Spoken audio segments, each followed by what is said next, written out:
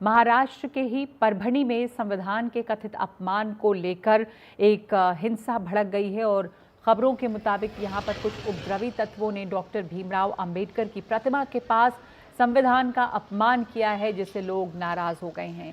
देखते ही देखते मामला तोड़फोड़ तक पहुंच गया है। लोगों ने जमकर पत्थरबाजी की है।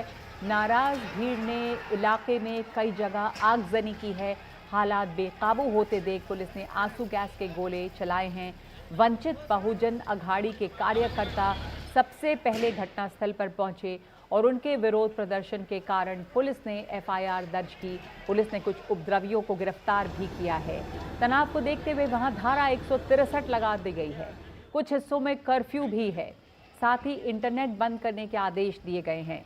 परभणी में आईजी रैंक के अधिकारी को रवाना किया गया है। पुलिस ने लोगों से अपील की है कि कानून व्यवस्था अपने हाथ में ना लें। तो हिंसा और आगजनी हुई है परभणी में, जहां पर अंबेडकर की प्रतिमा से तोड़फोड़ का मामला आया है। अंबेडकर के हाथ में बनी संविधान की प्रति तोड़ी गई है। मंगलवार को किसी अनजान शख्स ने तोड़ी प्रति। सोपान पवार नाम के शख्स पर आरोप है। बुधवार को परभणी में बंद का ऐलान किया गया। विरोध प्रदर्शन के बीच में तोड़फोड़ और आगजनी की घटनाएं हुई। रेल की पटरी पर बैठे हैं प्रदर्शनकारी। इलाके में धारा 144 लागू कर दी गई है। संविधान के अपमान का आरोप है। दोषी पर फास्ट ट्रैक कोर्ट और कड़ी सजा की मांग की गई है। हमने जो कलम 144 है और जो नया कलम 163 के हिसाब से जमाबंदी के आदेश पारित किए हैं और पुलिस प्रशासन पूरा रोड पे है। हम पूरे कार्रवाई पे कंट्रोल में स्थिति है। मुझे बहुत अफसोस है। सबसे पहली बात तो ये है कि संविधान की बेइज्जती ये इस भारत में कोई सहन नहीं कर सकता है, क्योंकि हम जिस देश में रहते हैं हमारे लिए संविधान सबसे आदरपूर्ण है। लेकिन इस तरह की दुर्घटना वहाँ पर हुई है, मुझे अफसोस है और मैं सारी जनता से निवेदन करना चाहती हूँ कि शांति बनाए रखें। हमारी मांग ये है कि भाई उसको कठोर उनके ऊपर कार्रवाई होनी चाहिए। उसके साथ साथ उनके पीछे किसका राज है। हमारी देवेंद्र फडणवीस जी की सरकार आने के बाद कोई लोग जानबूझकर वातावरण बिगाड़ रहे हैं क्या, इसकी भी जांच करने की आवश्यकता है और इसीलिए इसकी पूरी जांच हो। आज माननीय मुख्यमंत्री देवेंद्र फडणवीस जी दिल्ली आने वाले हैं और मैं उनको मिलने वाला भी हूँ और उनके साथ भी इस विषय पर मैं चर्चा करने वाला हूँ। तो परभणी की घटना का मैं तीव्र धिक्कार करता हूँ, निषेध करता हूँ। परभणी में जो हिंसा हुई है, देखना पड़ेगा कि जब से ये सरकार आई है महाराष्ट्र में, तब से हर जगह पर इस प्रकार की घटना हो रही है।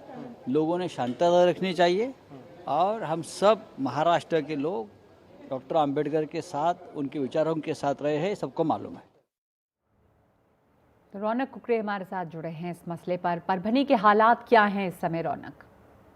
जी देखिए नगमा जी, निश्चित तौर पर ये कहा जा सकता है कि फिलहाल वहां पर तनावपूर्ण शांतता है। ये कल देर शाम की घटना थी जहां पर परभणी रेलवे स्टेशन के सामने डॉक्टर अंबेडकर की मूर्ति थी और उनके हाथों में संविधान की प्रत थी, जिसको कुछ उपद्रवियों ने मुख्य तौर पर नुकसान पहुंचाया। और कल देर रात से ही जो विरोध प्रदर्शन है वहां पर देखने को मिल रहा था, लेकिन आज सुबह ये थोड़ा उग्र हो गया और जगह जगह पर आगजनी देखने को मिली। अब तक जो जानकारी ग्राउंड से मिल रही है उसके मुताबिक लगभग 10 वाहनों को आग के हवाले कर दिया गया, जिसमें 2 पुलिस के वाहन शामिल है। इसके अलावा कलेक्टर ऑफिस को भी उपद्रवियों ने निशाने पर लिया है, वहां पर भी तोड़फोड़ की गई है। फिलहाल कुछ इलाकों में कर्फ्यू लगाया गया है। ये स्थिति को देखते हुए स्थानीय प्रशासन ने फैसला लिया। हालांकि 24 घंटे तक के लिए ही आदेश दिए गए। फिलहाल ये बताया जा रहा है कि कई लोगों के खिलाफ वहां पर कार्रवाई की जा रही है और जिस व्यक्ति ने इस तरह की हरकत की थी उसको पुलिस ने हिरासत में ले लिया है और कानून के तहत कार्रवाई की जा रही है। जो बड़े नेता है उनकी तरफ से भी लोगों से विनती की जा रही है कि आप शांतता बनाए रखें, कानून पूरी तरीके से अपना काम करेगा।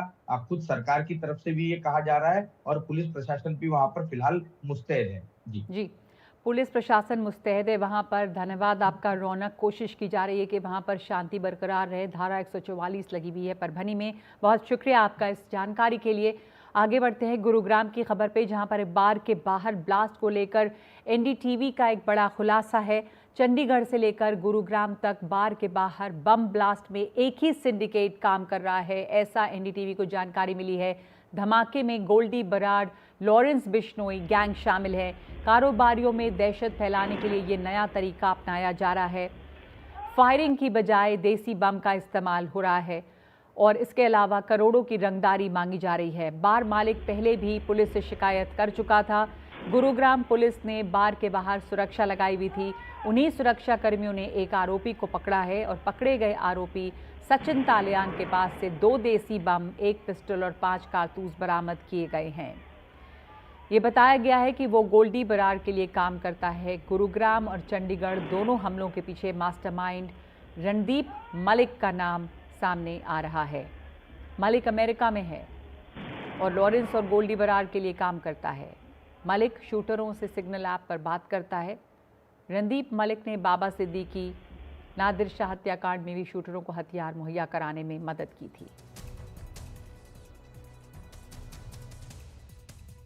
गुरुग्राम में और चंडीगढ़ में बार के बाहर जो बम धमाके हुए हैं, उस मामले में पुलिस सूत्रों से एनडीटीवी को एक बड़ी जानकारी मिली है। दोनों ही मामलों में एक ही सिंडिकेट शामिल है, यानी कि लॉरेंस बिश्नोई और गोल्डी बराड़ गैंग। यही गैंग दोनों घटनाओं में शामिल है। पुलिस के मुताबिक इस गैंग ने कारोबारियों में दहशत फैलाने के लिए एक नया तरीका अपना लिया है, एक नया पैटर्न है। ये लोग अब फायरिंग की बजाय सीधा कारोबारियों के ठिकानों पर या बार मालिकों के जो क्लब हैं या उनके बार हैं उनके बाहर सीधा बम विस्फोट करवा रहे हैं। पहले चंडीगढ़ में 26 नवंबर को सेक्टर 26 में 2 क्लबों के बाहर बम ब्लास्ट कराया गया और इस मामले में चंडीगढ़ पुलिस ने 2 आरोपी गिरफ्तार किए, जिसमें एक का नाम विनय और दूसरे का नाम अजीत है। ये दोनों हरियाणा के हिसार के रहने वाले हैं और इन लोगों से जब पूछताछ हुई तो इन्होंने कहा कि वो गोल्डी बराड़ के लिए काम करते हैं और करोड़ों की रंगदारी के लिए उन्होंने बॉम्ब ब्लास्ट किए हैं। पुलिस के मुताबिक जो चंडीगढ़ में जो 2 क्लब थे, उनमें से एक क्लब रैपर और पंजाबी गायक बादशाह का था। इसके बाद बीते मंगलवार की सुबह गुरुग्राम में सेक्टर 29 में ह्यूमन बार के बाहर एक बॉम्ब ब्लास्ट हुआ। हालांकि मौके से आरोपी को पकड़ा गया। आरोपी का नाम सचिन है, जो कि मेरठ का रहने वाला है। उसके पास से 2 देशी बम, 1 पिस्टल और 5 कारतूस बरामद हुए। आरोपी से जब पूछताछ हुई तो उसने कहा कि वो गोल्डी बराड़ के लिए काम करता है और करोड़ों की रंगदारी के लिए उसने ये बम विस्फोट किए हैं। दरअसल जिस ह्यूमन बार का जो मालिक है, जिसके यहाँ ये बम ब्लास्ट हुए, उससे काफ़ी पहले से गोल्डी बराड़ करोड़ों रुपए की रंगदारी मांग रहा है, जिसकी शिकायत उसने गुरुग्राम पुलिस में की थी और गुरुग्राम पुलिस ने बार के बाहर पहले से सुरक्षाकर्मी लगाए हुए थे, जिन्होंने तुरंत एक आरोपी को मौके से पकड़ लिया, जबकि 2 आरोपी मौके से भागने में कामयाब रहे। वहीं इस मामले में जांच के दौरान एक और बड़ा खुलासा हुआ है कि दोनों ही घटनाओं में मास्टरमाइंड रणदीप मलिक है। रणदीप मलिक हरियाणा के जींद का रहने वाला है और एक ट्रांसपोर्टर है और 2011 से लेकर 2015 तक वो हरियाणा में छोटी मोटी वारदात करता रहा और उसके बाद वो अमेरिका भाग गया। अभी फिलहाल वो गोल्डी बराड़ और लॉरेंस बिश्नोई के लिए काम कर रहा है।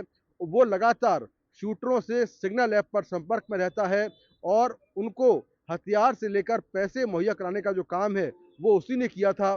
दोनों ही वारदातों में जो हमलावर थे उनको पैसे और हथियार और जो बम की व्यवस्था थी वो उसी ने की थी। इसके अलावा बाबा सिद्दीकी हत्याकांड और नादिर शाह हत्याकांड में भी उसने ही शूटरों को पैसे और हथियार मुहैया कराए थे। तो लगातार वो गोल्डी बराड़ और लॉरेंस बिश्नोई गैंग के लिए काम कर रहा है और हाल में जो कारोबारियों में दहशत फैलाने के लिए जो बम विस्फोट करवाए गए हैं, उनमें बम की व्यवस्था और साथ में जो वेपन है, पैसे हैं, उसकी व्यवस्था रणदीप मलिक ने ही की थी। यहाँ तक कि चंडीगढ़ में जो बम ब्लास्ट हुआ था, उसके बाद सोशल मीडिया पोस्ट पर जो गोल्डी बराड़ ने जिम्मेदारी ली थी, उसमें भी हैशटैग में रणदीप मलिक का नाम लिखा हुआ था।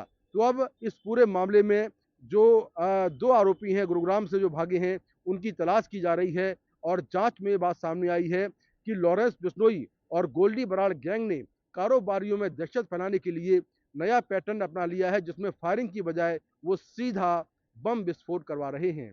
नई दिल्ली से मुकेश सिंह सेंगर, एनडीटीवी इंडिया। संसद के दोनों सदनों में आज भी हंगामा देखने को मिला, जिसके चलते राज्यसभा की कार्यवाही कल तक के लिए स्थगित कर दी गई है। राज्यसभा में विपक्ष ने सभापति जगदीप धनखड़ के खिलाफ अविश्वास प्रस्ताव का नोटिस दिया है, जिसे सरकार ने शर्मनाक बताया है। राज्यसभा के नेता सदन जेपी नड्डा ने कहा कि जब सदन जॉर्ज सोरोस और सोनिया गांधी के संबंधों पर चर्चा की मांग करने लगा तो इस मुद्दे को भटकाने के लिए सभापति के खिलाफ अविश्वास प्रस्ताव लाया गया। वहीं केंद्रीय मंत्री किरेन रिजिजू ने कहा है कि कांग्रेस भारत विरोधियों के साथ खड़ी है।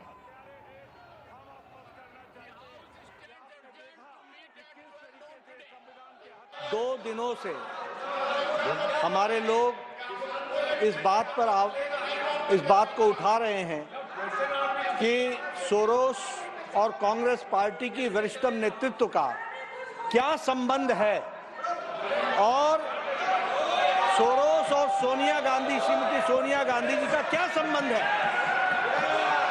यह देश के आंतरिक और बाह्य सुरक्षा का सवाल है। मुद्दे को भटकाने के लिए इन्होंने कुत्सित प्रयास किया कि इन्होंने चेयर पर आक्षेप लगा करके अविश्वास प्रस्ताव लाने का प्रयास किया है।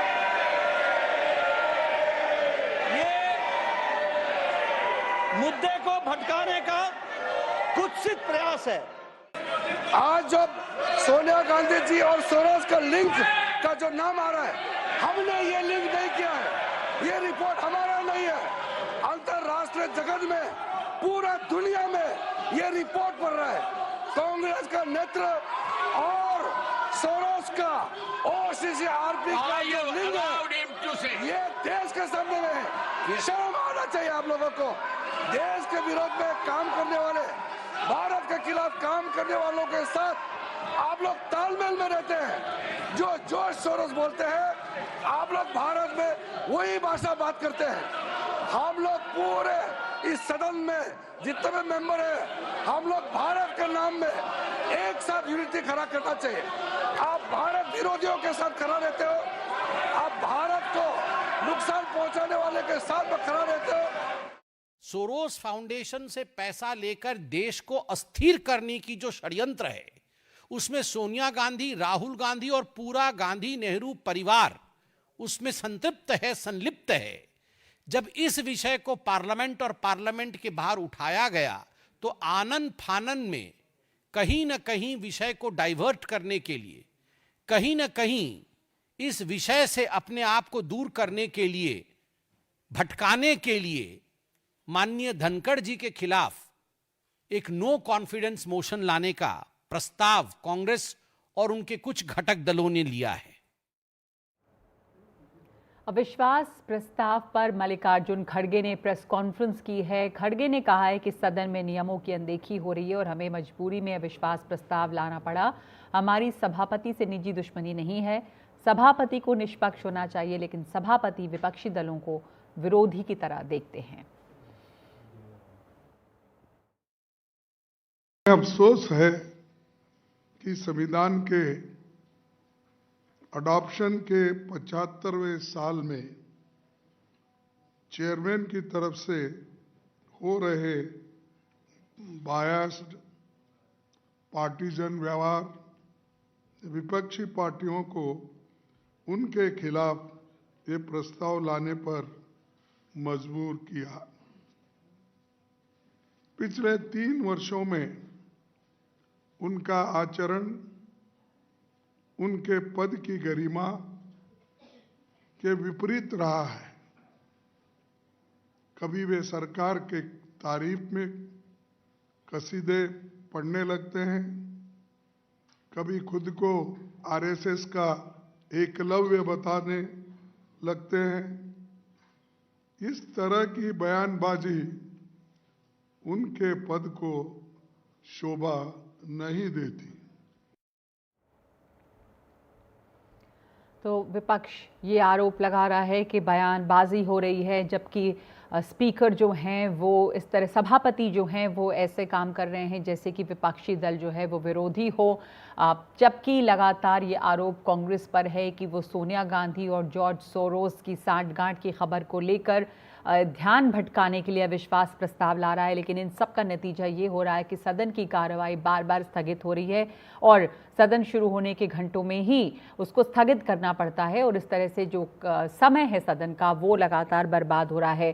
तो खड़गे ये कह रहे हैं कि मजबूरी में अविश्वास प्रस्ताव लाना पड़ा है क्योंकि उनकी बातों को देखा नहीं जाता, सुना नहीं जाता। हमारे साथ हमारे सहयोगी हिमांशु शेखर मिश्र हैं। हिमांशु, आरोप प्रत्यारोप, लेकिन इस बीच में सदन की कार्रवाई बार बार स्थगित होती है और बर्बाद सदन का समय होता है। आरोप लगा रहे हैं विपक्ष कि उन्हें विरोधी समझा जा रहा है, तो लेकिन दरअसल ये भी कहा जा रहा है कि बीजेपी की तरफ से कि मुद्दे को भटकाने की कोशिश है। गंभीर आरोप लगा रही है बीजेपी कांग्रेस पर। देखिए, निश्चित तौर पर, लेकिन एक बात तो अब तय, आज जो शाम को जो ब्रीफिंग की है मल्लिकार्जुन खड़गे ने, जो राज्यसभा में इंडिया ब्लॉक के जो नेता हैं उनके साथ, वो एक मुझे लगता है एक बहुत ही साफ संदेश आज विपक्ष ने दिया है कि जो अविश्वास प्रस्ताव का जो नोटिस राष्ट्रपति, उपराष्ट्रपति और राज्यसभा के सभापति के खिलाफ जो दिया गया है, वो चाहते हैं कि इस नोटिस को एडमिट किया जाए। आज ये सवाल भी पत्रकारों ने मल्लिकार्जुन खड़गे से पूछा था, तो उन्होंने कहा कि देखिए, नंबर्स गेम, आगे क्या होगा इसके बारे में कुछ भी कहना जल्दबाजी होगा, लेकिन हम चाहते हैं कि पहले हमने जो नोटिस दिया है उसे एडमिट किया जाए। हम इस मोशन को मूव करना चाहते हैं, अविश्वास प्रस्ताव सदन में रखना चाहते हैं और ये हमें इसकी जो अनुमति है दी जानी चाहिए। और उन्होंने आरोप भी लगाए पिछले 3 साल से। मल्लिकार्जुन खड़गे का आरोप था कि जो उपराष्ट्रपति हैं उनका कंडक्ट जो है वो पक्षपातपूर्ण रहा है, उन्होंने विपक्ष के नेताओं को सही तरीके से बोलने की इजाज़त नहीं दी है और पिछले 2-3 दिनों से भी लगातार उन्होंने सिर्फ सरकार को बोलने दिया, विपक्ष को नहीं बोलने दिया। तो मुझे लगता है आज जो ब्रीफिंग की है इंडिया ब्लॉक के नेताओं ने, उसके बाद जो गतिरोध, जो टकराव है संसद में, वो और गहरा गया है, विशेषकर राज्यसभा में। और अब विपक्षी दल इस बात पर अड़ गए हैं कि अविश्वास प्रस्ताव का जो नोटिस उन्होंने दिया है उसे एडमिट किया जाए। हालांकि सवाल ये है कि क्या विपक्ष के पास नंबर्स हैं। विपक्ष नेता खुद कह रहे हैं कि उनके पास बहुमत नहीं है, लेकिन इस अविश्वास प्रस्ताव के नोटिस के जरिए वो देश को एक संदेश देना चाहते हैं कि उनकी अपनी चिंताएं हैं उपराष्ट्रपति के कंडक्ट को लेकर और इसकी जानकारी देश को दी जानी चाहिए। नगमा जी, धन्यवाद आपका हिमांशु। इस वक्त 5 की बात में ले रहे हैं हम एक ब्रेक, लौटते हैं इस ब्रेक के बाद।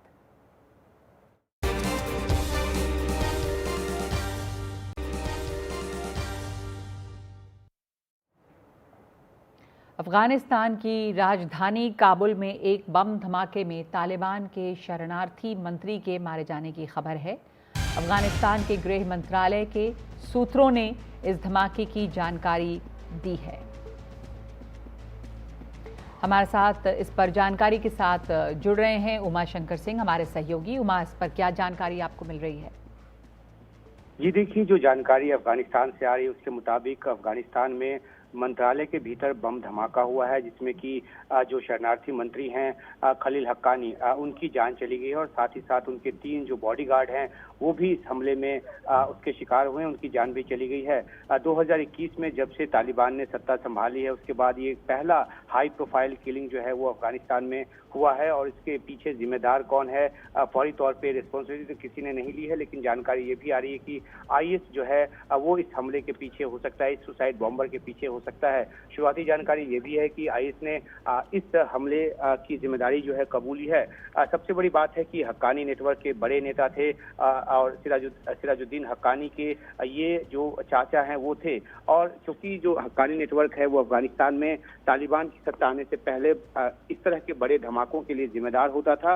अब हक्कानी नेटवर्क के इस नेता को एक धमाके में अपनी जान गंवानी पड़ी है, तो जाहिर सी बात है कि जो शक है वो IS पे जताया जा रहा है। अब बड़ी बात यह है कि अफगानिस्तान में इस तरह से मंत्री का मारा जाना जो है अपने आप में इस बात को लेकर सवाल उठाता है। हालांकि इंक्लूसिव गवर्नमेंट की मांग को लेकर तालिबान की सत्ता को किसी भी देश ने अभी तक मान्यता नहीं दी है। कई देशों ने वर्किंग रिलेशन जरूर तालिबान की सरकार के साथ बनाया है और इस तरह की सुरक्षा के हालत में जो है वो अफगानिस्तान को लेकर और ज्यादा शंका जो है वो पैदा होगी। तो ये बड़ी खबर है कि वहाँ पे एक मिनिस्टर की इस तरह से हत्या की गई है और मंत्रालय के भीतर बम धमाका कर उनको मारा गया है।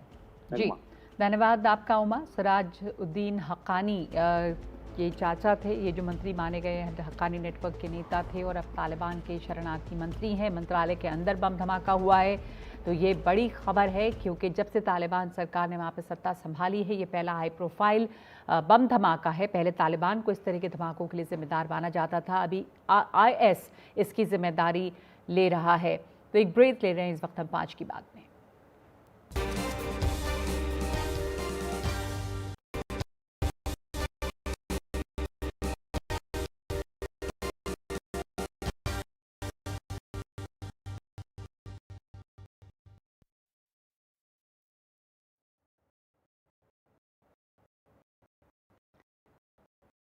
और इस वक्त खबर आ रही है मुंबई से कि वहाँ एक और बस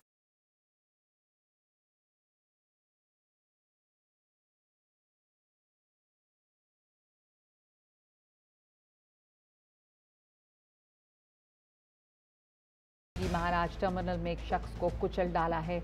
कुछ ही देर पहले की ये घटना है। सुजाता हमारे साथ जुड़ रही हैं इस पर और जानकारी के साथ, लेकिन ये कुछ देर पहले का हादसा है जिसकी हम आपको खबर दे रहे हैं। कुछ तस्वीरें भी वहाँ की आई हैं कि बेस्ट बस ने एक और शख्स को कुचल डाला है, क्योंकि कुछ ही दिनों पहले एक और घटना भी हुई थी। बस सोमवार की बात है जब कुर्ला में एक बस का एक्सीडेंट हुआ था। उस बस के अंदर की CCTV फुटेज आई है जिसमें साफ तौर पर देखा जा सकता है कि जो बस के अंदर बैठे हुए यात्री हैं वो इस बस के टकराते ही घबरा जाते हैं, बाहर निकलने की कोशिश करते हैं। इसमें भी लोगों की जानें गई थीं। तो ये सोमवार का हादसा था, लेकिन अभी कुछ देर पहले ही ये खबर आ रही है कि कुछ मिनटों पहले की ये खबर है। ये एक हादसा हुआ एक बार फिर से छत्रपति शिवाजी टर्मिनल के पास, जहाँ पर बेस्ट की बस ने टक्कर मारी है और एक शख्स को कुचल डाला है और इसमें शख्स की मौत हो गई है। बड़ा हादसा एक और मुंबई से सामने आया है। सोमवार के हादसे के बाद एक और हादसा, इसमें भी बेस्ट बस ही आरोपी है। तो वो भी बस हादसा था जो सोमवार को हुआ, जहां पर कई लोगों को कुचलने का आरोप था बेस्ट की बस पर।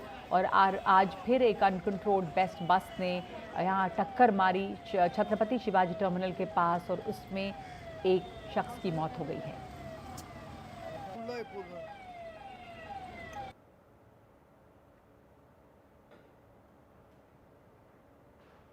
कुर्ला के हादसे में 7 लोगों की मौत हुई थी। इसमें के ये CCTV फुटेज सामने आया है जिसमें सोमवार को जो बस हादसा हुआ था, हादसे से ठीक पहले के CCTV फुटेज हैं जिसमें ये दिखता है कि बस के टकराते ही लोग किस कदर घबरा गए थे। इस हादसे में, कुर्ला के हादसे में 7 लोगों की मौत हो गई थी। सुजाता हमारे साथ जुड़ गई हैं। सुजाता, अभी बस कुछ मिनटों पहले एक और हादसा हुआ जहां बेस्ट की बस के टकराने से या उसने एक और शख्स को कुचल डाला है। देखिए, ये जो पूरी घटना है जिसने लगभग कुर्ला में आज भी जो बस सर्विसेज है वो सस्पेंडेड है, जिसके चलते अब एक CCTV सामने आया है। उस CCTV में साफ तौर पर ये नजर आ सकता है कि किस प्रकार जो घटनाएं हैं वो उस दौरान जो CCTV है बस का, उसमें दिख रहा है कि जो बस में लोग बैठे हैं, जैसे ही बस का जो स्पीड है वो बढ़ गया और बस लोगों को कुचलती चली गई, उसी समय जो बस में लोग मौजूद थे उनमें एक प्रकार की हफड़ा तफड़ी मच गई और घबरा कर वो बस से नीचे उतरने लगे। इमरजेंसी एग्जिट किया उन्होंने। हमेशा एक बेस्ट के बस में इमरजेंसी एग्जिट होता है और एक अलार्म होता है, उसे तुरंत बजाया गया और जो रेड लाइट है उसने कहीं ना कहीं इंडिकेट किया कि अब बस को रुकना चाहिए। इसके बावजूद बस रुकती नहीं है और बस लगभग 300 मीटर तक लोगों को कुचलती चली जाती है, जिसके चलते अभी CCTV में भी जो पहले डिटेल सामने आए थे उसमें उस बेस्ट के बस में लगभग 60 से ज्यादा पैसेंजर्स मौजूद थे और ये जो 60 पैसेंजर्स है ये कहीं ना कहीं उसमें बुजुर्ग और महिलाएं और छोटे बच्चे भी शामिल थे। तो अब जो CCTV आया है उसके बेसिस पर जो तमाम तलाश है वो की जाने वाली है, जिसके बाद से एक और मुंबई पुलिस और दूसरी और बेस्ट ने भी एक टीम का गठन किया है, जो टीम मिलकर ये पता लगाएगी कि वो एक टेक्निकल फेलियर था या फिर जैसा कि सुदास सावंत जो बेस्ट के PRO है, आज उन्होंने NDTV से बातचीत में कहा कि ये साफ तौर पर एक टेक्निकल फेलियर नहीं हो सकता, क्योंकि RTO की एक टीम ने अब आके ये स्पष्ट किया है कि जो घटना हुई थी उसमें बस के कोई खराबी सामने नहीं आई है, हालांकि उसको और ज्यादा एक डिटेल स्टडी की जरूरत है। तो कहीं ना कहीं टेक्निकल फेलियर नहीं बताया जा रहा है। जो ड्राइवर था उसे नशे में नहीं कहा जा रहा है। तो कारण क्या है, इसको लेकर कई सवाल खड़े हो रहे हैं, जो आने वाले दिनों में स्पष्ट होगा। तो टेक्निकल प्रॉब्लम्स नहीं थी, ये बात तो साफ है। क्या कारण रहा है, इस पर जांच पड़ताल हो रही है। धन्यवाद आपका सुजाता। लेकिन बहुत ही चिंताजनक बात है जिस तरह से 2 दिनों के अंदर में 2 बड़े हादसे हुए हैं। 5 की बात में अभी के लिए इतना ही। नमस्कार।